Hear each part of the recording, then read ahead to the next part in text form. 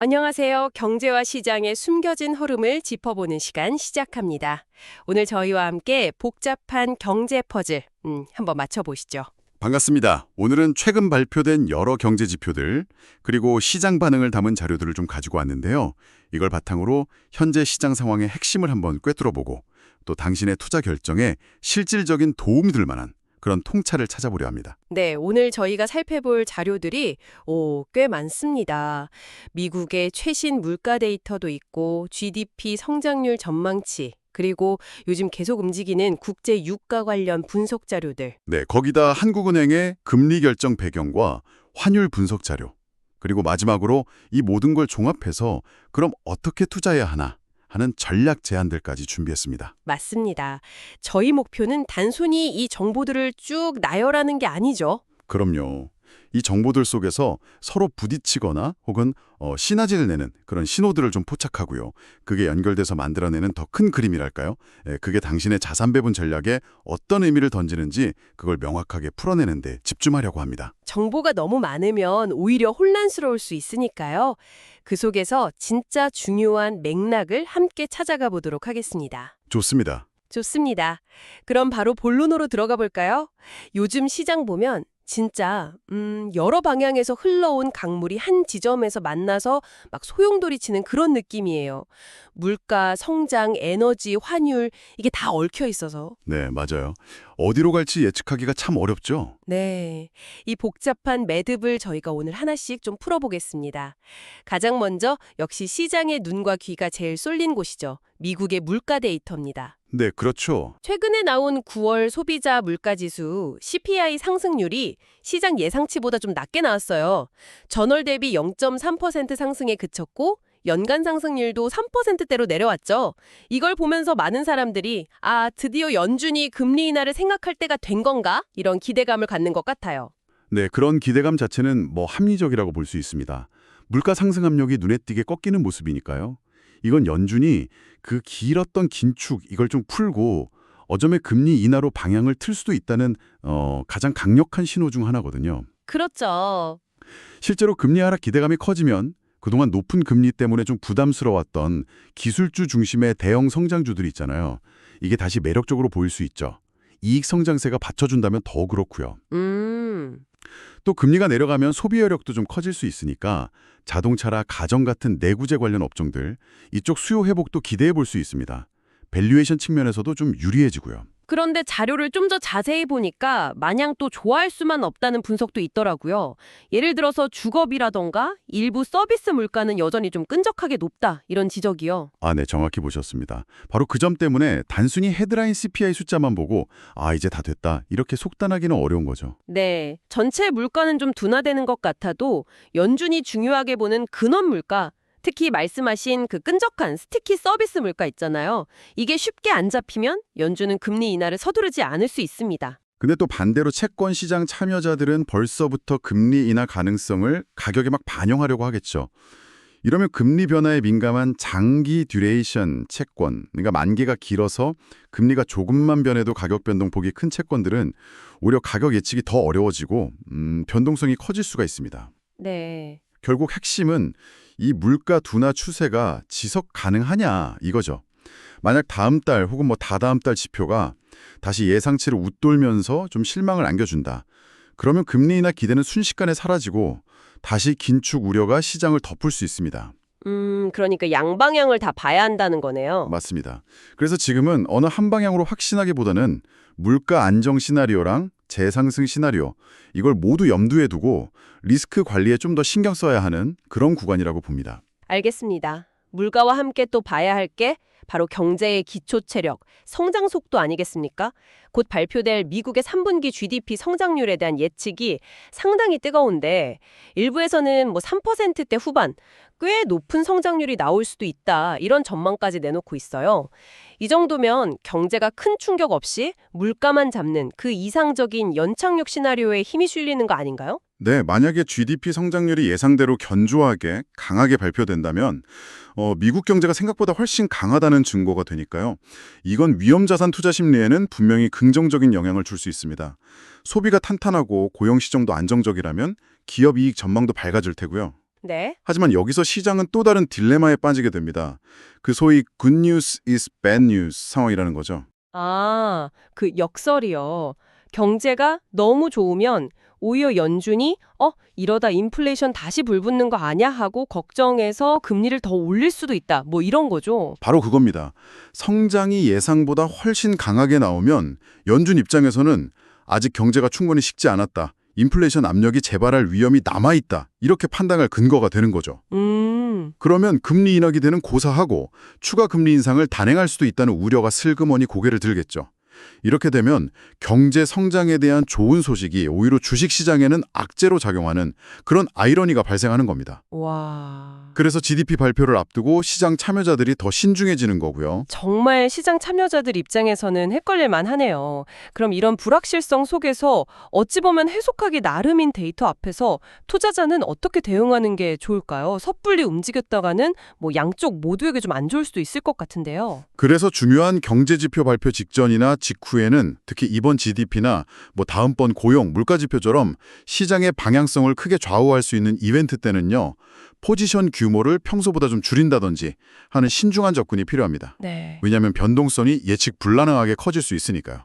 섣불리 예측하기보다는 지표 발표 후에 시장이 어느 방향으로 움직이는지 그 추세가 어느 정도 확인된 다음에 따라가는 전략, 즉 확인 후 진입, confirm then enter. 이게 오히려 더 안정적인 결과를 가져올 수 있습니다. 확인 후 진입. 네. 불확실성이 높을 때는 무리하게 흐름을 예측하려 들기보다 확인된 흐름에 안전하게 올라타는 지혜가 필요한 거죠. 확인 후 진입. 네, 명심해야 할 원칙 같습니다. 자, 그럼 다음 주제인 에너지 가격으로 넘어가 보죠. 국제 유가가 최근에 배럴당 60달러대 중반까지 꽤 큰 폭으로 하락했거든요. 이건 일단 물가 상승 압력을 낮추는 데는 도움이 되는 소식이죠. 네, 그렇죠. 유가 하락은 전반적인 인플레이션 둔화에는 분명 긍정적인 요인입니다. 에너지 비용은 거의 모든 상품과 서비스 원가에 영향을 주니까요. 네. 그런데 현재 유가 하락 배경을 보면 이걸 단순히 수요가 줄어서라고만 설명하기는 좀 어렵습니다. 자료들을 좀 보면요. 중동 지역의 지정학적 긴장이 생각보다 빨리 완화될 수 있다는 그런 기대감도 있고요. 일부 산유국 생산량 통계에 대한 어떤 의구심, 또 금융시장의 투기적 포지션 변화, 이런 다양한 요인들이 복합적으로 작용한 결과로 분석되고 있습니다. 그리고 또 흥미로운 점은 유가가 특정 가격대, 예를 들어서 배럴당 60달러 선 아래로는 잘 안 떨어지려고 하는 모습, 즉 하방 경직성도 관찰되고 있다는 점입니다. 아, 그 원유 가격 자체는 내렸지만 우리가 실제로 쓰는 휘발유나 경유 가격은 또 다른 흐름을 보일 수도 있다? 이런 분석도 있던데요. 맞습니다. 그게 바로 정제 마진이라는 개념인데요. 원유 자체 가격하고는 별개로 원유를 사다가 휘발유나 경유, 항공유 같은 걸로 정제해서 팔 때 남는 이익, 이걸 크랙 스프레드라고 부르는데 이게 오히려 개선되는 경우도 있습니다. 네. 예를 들어서 특정 지역의 정유 공장이 정기 보수에 들어가거나 아니면 러시아산 석유 제품 수출에 차질이 생긴다거나 이런 공급 측 요인이 발생하면 원유 가격이 내려도 최종 석유 제품 가격은 덜 내리거나 오히려 오를 수도 있죠. 최근에 디젤이나 항공유 시장에서 그런 조짐이 일부 나타나고 있고요. 그렇군요. 기술적인 반등 가능성도 좀 열어두어야 하고요. 그래서 포트포리오 전략 측면에서는 유가 방향성을 예측해서 한쪽에 크게 베팅하기보다는 좀 위험 관리 차원에서 접근하는 것이 현명해 보입니다. 예를 들면 어떤 걸까요? 예를 들면 유가가 더 하락할 경우에 수혜를 볼 수 있는 운송이나 항공, 일부 화학 업종하고요. 또 유가가 하락해도 비교적 가격 방어가 되는 정유주나 에너지 기업 주식, 이걸 함께 가져가는 페어 전략이라고 하죠. 일종의 균형 잡기 전략인데 이걸 고려해 볼 수 있습니다. 아, 양쪽을 같이 가져가는. 네, 에너지 섹터를 완전히 비우기보다는 이런 방식으로 위험을 분산하면서 대응하는 것이 좀 더 합리적일 수 있다는 거죠. 네, 에너지 하나만 해도 정말 복잡하게 얽혀있네요. 이제 국내로 시선을 좀 돌려보겠습니다. 한국은행이 기준금리를 연 2.5%로 또다시 동결했습니다. 역시 물가 안정과 경기 부양 사이에서 신중하게 줄타기를 하는 모습으로 봐야겠죠? 네, 그렇게 해석하는 것이 가장 합리적으로 보입니다. 국내 물가 상승률이 여전히 목표 수준인 2%보다는 높은 상황이긴 하지만 최근에 수출이 좀 회복 조짐을 보이고 있고 소비 심리도 개선되는 등 긍정적인 신호도 있거든요. 네. 하지만 동시에 미국을 비롯한 주요국의 통화 정책 불확실성, 또 글로벌 경기 둔화 가능성 같은 대외적인 위험 요인들이 워낙 크기 때문에 한국은행 입장에서는 섣불리 금리를 움직이기보다는 대외 여건 변화와 그 파급 효과를 좀 더 지켜보겠다. 이런 의도로 풀이됩니다. 뭐랄까 일종의 숨고르기 국면이라고 할 수 있겠죠. 숨고르기. 그런데 이렇게 기준금리가 딱 묶여있는 상황에서 국내 금융시장에 훨씬 더 큰 영향력을 행사하는 변수가 있습니다. 바로 원달러 환율이죠. 아, 환율. 네. 최근 1,400원 선을 중심으로 상당히 높은 변동성을 보이고 있는데 이게 단순히 해외여행 갈 때만 신경 쓰이는 문제가 아니에요. 그렇죠. 당장 수입 물가에 영향을 줘서 국내 물가 안정 노력을 어렵게 만들기도 하고 더 중요하게는 외국인 투자자들이 국내 주식이나 채권을 살지 팔지 이걸 결정하는데 아주 결정적인 역할을 합니다. 그렇군요. 최근에 코스피 지수가 반도체나 2차 전지 같은 일부 주도 업종 덕분에 비교적 선방하는 모습을 보이기도 했지만 환율이 이렇게 불안정하면 외국인 자금 유출입도 좀 불안정해지고 결국 증시 전체의 변동성이 커질 수 있다 이런 말씀이시죠? 정확합니다. 특히 원화 가치가 계속 약세를 보이는 그러니까 원달러 환율이 1,400원 위에서 움직이는 그런 구간에서는요. 해외 자산에 투자한 국내 투자자들 입장에서는 가만히 있어도 환차손을 입을 위험이 커집니다. 네. 이럴 때는 투자 수익률을 지키기 위해서 환율 변동 위험을 줄이는 환해지, 쉽게 말하면 환율 보험에 가입하는 전략의 필요성이 커지는 거죠. 환해지요. 네. 반대로 만약에 원달러 환율이 1,380원 아래로 뚜렷하게 내려오면서 원화 강세로 추세가 전환될 조짐이 보인다. 그때는 미리 세워둔 원칙에 따라서 환해지 비율을 점진적으로 줄여나가면서 원화 가치 상승에 따른 추가적인 이익, 즉 환차익까지 노려보는 그런 유연한 대응이 필요합니다. 아, 그럼 기준을 좀 세워두는 게 좋겠네요. 네, 예를 들어서 1,400원 이상에서는 환해지 비율 80% 유지, 1,380원 밑으로 내려가면 50%로 축소, 이런 식으로 자신만의 구체적인 기준을 만들어두는 것이 실제 실행에 도움이 됩니다. 과거 데이터를 보면 환율하고 외국인 수급이 같은 방향으로 움직일 때 국내 증시 변동성이 증폭되는 경향이 뚜렷했거든요. 그래서 이 둘의 관계를 계속 주시해야 합니다. 네, 환율과 외국인 수급. 알겠습니다. 자, 지금까지 미국 물가와 성장 전망에 좀 엇갈리는 신호들, 그리고 바닥을 다지는 듯 하면서도 여전히 불안한 에너지 가격, 또 금리는 묶였지만 환율 변동성이 커진 국내 상황까지 살펴봤습니다. 정말 하나하나가 다 중요하고 서로 영향을 주고받는 복잡한 방정식 같아요. 네, 맞습니다. 그럼 이 분석들을 종합해서 우리가 실제 투자 결정을 내릴 때 참고할 만한 구체적인 액션 아이디어 어떤 것들이 있을까요? 네, 좋습니다. 지금까지 논의된 내용을 바탕으로 몇 가지 실용적인 전략 포인트를 한번 정리해 보겠습니다. 첫째, 미국의 금리 인하 기대감이 아직 살아있다고 판단하신다면 실적 전망이 비교적 명확하고 이익 성장성이 높은 대형 성장주를 포트폴리오의 중심, 즉 코어 자산으로 가져가는 전략은 여전히 유효하다고 봅니다. 코어 자산이요? 네. 다만 언제든 예상치 못한 데이터 쇼크로 시장 금리가 다시 뛸 수 있는 위험에는 대비를 해야 합니다. 따라서 포트폴리오의 일정 부분은 현금이나 만기가 짧은 단기 채권으로 보유하시거나 혹은 금리가 오를 때 오히려 수익을 내도록 설계된 인버스 듀레이션 상품 같은 거 있죠? 네, 금리 상승 보험 같은 거요? 그렇죠. 그런 걸 활용해서 위험을 관리하는 것이 바람직합니다.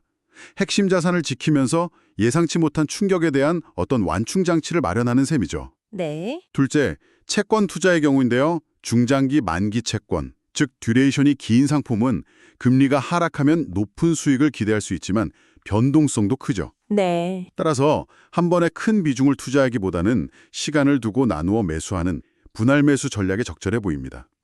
특히 앞서 강조했듯이 주요 경제지표 발표가 예정된 주간에는 발표 직전 후의 시장 변동성을 좀 피하기 위해서 잠시 매수를 멈추거나 관망하는 방식으로 소위 캘린더 리스크를 관리하는 지혜가 필요합니다. 캘린더 리스크. 네. 셋째는 환율 전략입니다. 원달러 환율이 1,400원 부근처럼 높은 수준에 있다면 해외 자산 투자 시에는 환율 변동에 따른 손실을 막기 위해 환해지를 적극적으로 활용하는 것이 유리합니다. 네. 하지만 만약 1,380원 아래로 하락하는 등 뚜렷한 원화 강세 신호가 나타난다면 미리 정해둔 원칙에 따라서 환해지 비율을 단계적으로 낮춰서 원화 강세 혜택도 일부 누리는 그런 유연성이 중요합니다. 기계적인 원칙 설정과 꾸준한 실행이 핵심이라고 할 수 있겠습니다. 원칙 설정과 실행. 네. 넷째는 에너지 섹터입니다. 현재 유가는 방향성을 탐색하면서 바닥을 다지는 모습일 수 있다고 말씀드렸는데요. 이런 상황에서는 직접 원유를 시추하고 생산하는 업스트림 기업보다는 앞서 언급했던 정제 마진, 즉 크랙 스프레드 개선의 수혜를 볼 수 있는 정유나 화학 기업, 다운스트림에 주목하거나 네, 다운스트림. 혹은 유가 안정이나 하락 시에 비용 부담이 줄고 수요가 늘어날 것으로 기대되는 운송, 항공업종 등에 관심을 갖는 것이 리스크 대비 효율적인 접근일 수 있습니다. 네, 굉장히 구체적이고 실용적인 전략들인 것 같습니다. 마지막으로 저희가 꼭 짚고 넘어가야 할 부분이 있습니다. 바로 앞으로 줄줄이 여정된 중요한 경제 이벤트들인데요. 아, 맞아요. 당장 이번 주와 다음 주에 걸쳐서 미국의 3분기 GDP 속보치 발표가 있고요. 이어서 개인 소비 지출, PCE 물가 지표, 그리고 시장에 관심이 정말 집중될 연방준비제도의 통화정책 회의, FOMC 결과 발표까지 기다리고 있습니다. 정말 숨가쁜 일정이네요. 맞습니다. 이렇게 시장에 큰 영향을 미칠 수 있는 이벤트들이 집중된 시기에는 예측이 더욱 어려워지고요.